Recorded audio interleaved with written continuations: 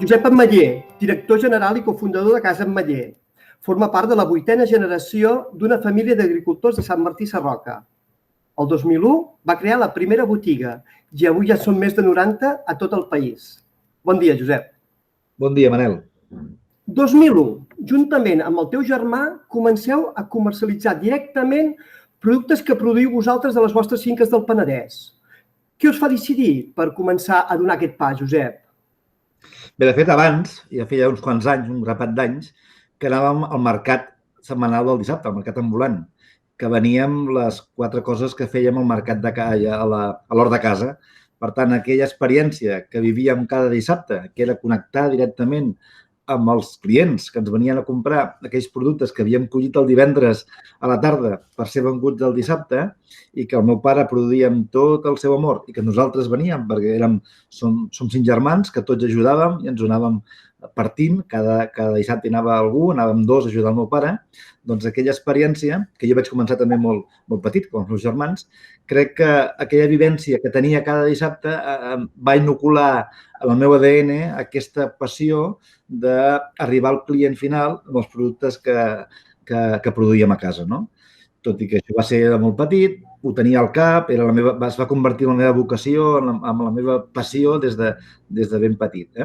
I quan vaig tenir 28 anys, li vaig dir al meu germà, el Jordi, que és el meu soci i amic, perquè tenim moltes complicitats, que per què no fèiem un pas endavant i muntàvem una botiga física permanent, que per nosaltres ja era un salt quàntic, passar d'una parada ambulant que muntàvem i desmuntàvem cada dissabte a tenir una parada fixa al mercat municipal de Vilafranca. Per tant, la idea va venir de molt abans, d'intentar replicar el que vivíem cada dissabte amb l'objectiu i la vocació de replicar l'experiència i de no perdre mai aquest valor fundacional, que és d'apropar productes fets amb amor, productes honestos al client final, i el que més m'agrada i el que més he disfrutat sempre és després tenir el feedback del client que realment valorin el treball que hi ha darrere. Per això sempre ens hem intentat situar amb la màxima qualitat possible perquè és el que realment ens fa feliç, no? Josep, un dels objectius d'Ametller és promoure l'alimentació saludable. Com ho feu això per sumar? O com ho feu perquè això sigui possible?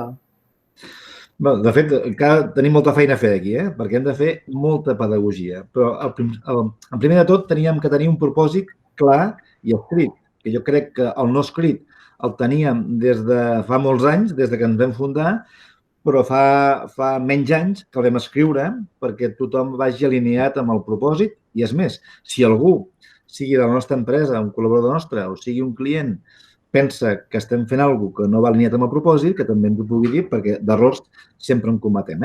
Però jo crec que encara tenim pendent de fer públic aquest posicionament, aquest propòsit que tenim, que ara ja si vas pel nostre back office, diríem, tant de botigues com de la central, està escrit per totes les parets, de promoure un estil de vida saludable i sostenible, no?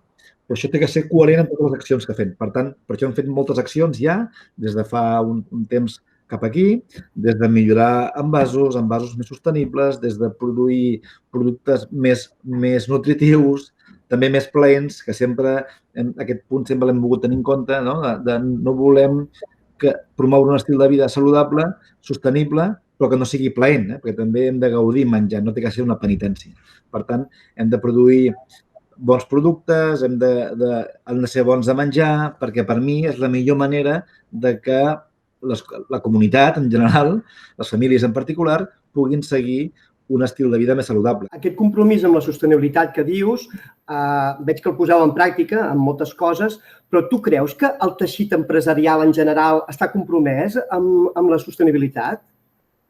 Jo crec que i avui en dia que s'ha empoderat a la comunitat a través de les eines digitals, de les xarxes socials i de més, la comunitat mateixa, en general, ha forçat, i això està molt bé, crec que això és una bendició de la digitalització, que ha forçat que les empreses ens moguem totes, unes de manera més conscient o d'altres de manera més forçada.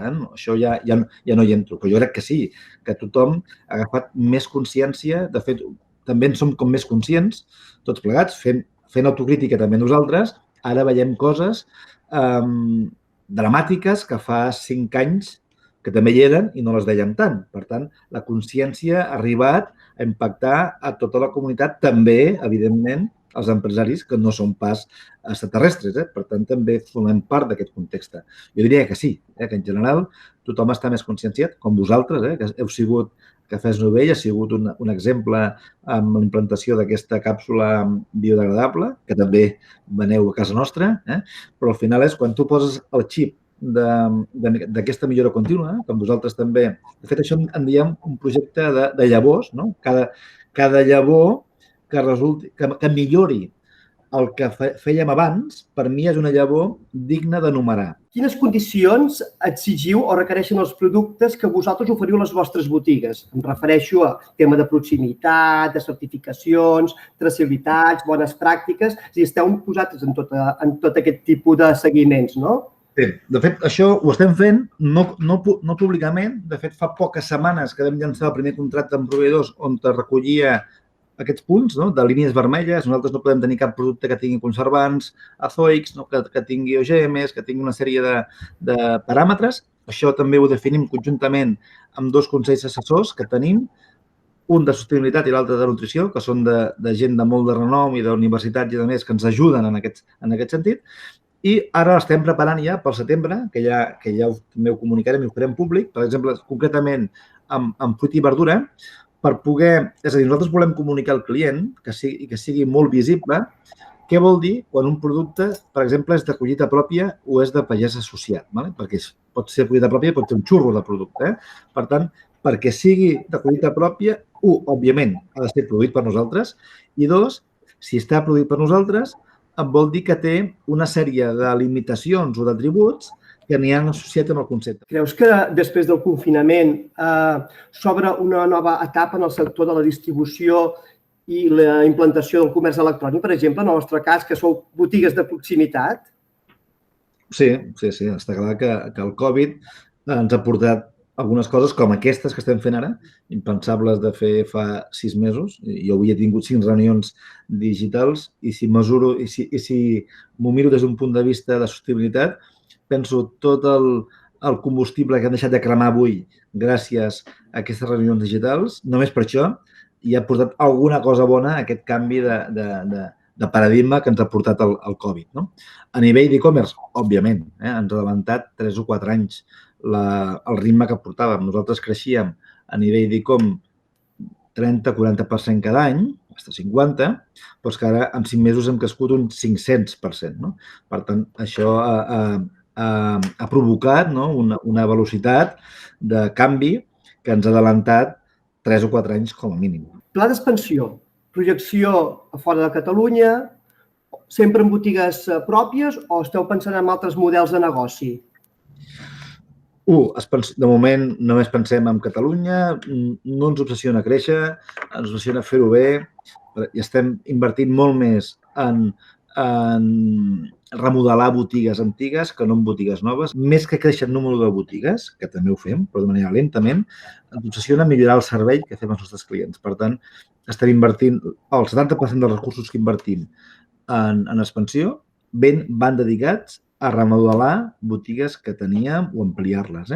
Per tant, no ens mou créixer per créixer, sinó el que volem és fer-ho cada dia millor i aconseguir que el client a casa nostra tingui una millor experiència. Ens has parlat de l'origen, ens has parlat de l'origen de les nostres empreses de tipus familiar, tant Novell és molt similar a la vostra, però per on creus que passa el futur generacional de Casa Ametller, per exemple?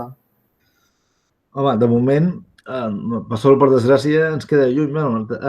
De fet, la meva filla gran té 2 anys i mig, per tant, li queda una mica. I després sí que tinc una neboda que té 23 anys, però que no està treballant al negoci. Nosaltres, el meu germà i jo, el que hem fet, pensa que de la família només estem el meu germà i jo. Per tant, hem confiat molt en l'equip de professionals que ens ha acompanyat des del principi, alguns, d'altres que es van incorporant. Per tant, creiem molt en l'equip professional, més que la família, que també és important. En aquest cas, per mi és bàsic tenir el meu germà com de company de viatge, però tenim un equip de professionals que podem, un equip d'entusiastes, que hem trobat en el projecte d'Ametller un espai comú per poder desenvolupar-nos i és el que estem fent, promoure això i avançar en això. I no pensem en... Això ens queda molt lluny encara. Josep, m'ha fet molta gràcia perquè has parlat de quan anaves amb el teu pare al mercat. Jo recordo haver vingut amb el meu pare al mercat. Jo sé que estaves en una parada darrere l'església de Santa Maria, Sí. I jo havia vingut, jo me'n recordo de tu i del teu pare. Ja veníem melons allà, Perdó? Allà darrere Santa Maria venien melons a l'estiu. Sí, me'n recordo haver vingut a buscar melons, sí. És curiós. Clar, si ens posem amb els melons aquest a l'estiu i ens posem amb l'últim mediàtic, no? Que pot ser doncs, el Mercat d'Autors, pot ser a Casa Seat, poden ser altres, aquest creixement exponencial que heu fet. Aquest successful, aquesta part exitosa, jo crec que l'acabes de dir, és gràcies, suposo, en part, en l'equip que et rodeges, oi que sí? Segur, òbviament. Sense equip potent al costat, impossible fer coses, i per mi potent vol dir gent entusiasta. I jo sempre valoro més l'actitud que l'aptitud. L'aptitud la podem modelar, l'actitud és difícil. Llavors aquí, en aquests anys, el que hem intentat és rodejar-nos de gent, sobretot, entusiasta. De gent que xali fent coses, que sigui disruptiva, que s'ho passin bé, perquè al final la vida és massa curta i l'hem d'aprofitar al màxim. I nosaltres, jo evidentment en primera persona, però molt d'equip que ens acompanya, som feliços fent coses, no? I quan fem nous reptes, i això que has comentat tu, d'aquests projectes recents que hem fet, venen a buscar això, no? Venen a buscar nous reptes de manera permanent, aquesta al·licient que et dona o aquesta adrenalina que et suposa construir coses noves que ens fan bullir la sang i que ens donen energia per després, evidentment, seguir fent les que toquen cada dia, que al final sempre dic, escolta, està molt bé el Mercat d'Autors i que tenim allà els millors cuiners de Barcelona, però després hem de vendre bledes a totes les botigues, els hem de vendre bé, a temps, a bon preu i amb bona disponibilitat. Per tant, no podem perdre mai els bàsics. Per acabar, si haguéssim de parlar aquests dies de confinament d'un llibre, una cançó, una pel·lícula, ens en podries dir algun? En primer lloc, dir-te que massa temps he tingut perquè amb el confinament, el tema online que nosaltres vam tenir aquí que adaptar-nos i reinventar-nos molt ràpidament em va fer que estigués poc a casa, amb a pesar de la meva dona, que no em deixava marxar gaire, però vaig estar poc a casa aquests mesos, però sí que pel poc temps que vaig tenir, tenia una pel·lícula que es deia El niño que da molt viento, que em va semblar molt profunda. El llibre, a mi m'agrada sempre inspirar-me en personatges dels quals pugui aprendre, i l'última que he llegit és la biografia de l'Elon Musk, que la vaig acabar justament aquests dies de confinament, i la cançó, com suposo que molta gent, per lo diferent que ha estat, els Stay Homes, crec que una que es diu Agora vi pacient o alguna cosa així, que com a mínim quan l'escolto em recorda aquests moments que hem viscut tan diferents i tan singulars durant el confinament. Josep, moltes gràcies per les aportacions. Jo crec que, com ja ho he dit abans, sou una empresa exitosa, amb un creixement molt exponencial i bé, torno a insistir, i ho has dit tu, has dit diverses vegades, és gràcies a l'equip i gràcies als valors que teniu d'empresa. De veritat, molt agraït i moltes gràcies. Gràcies a vosaltres, Manel. Bona sort.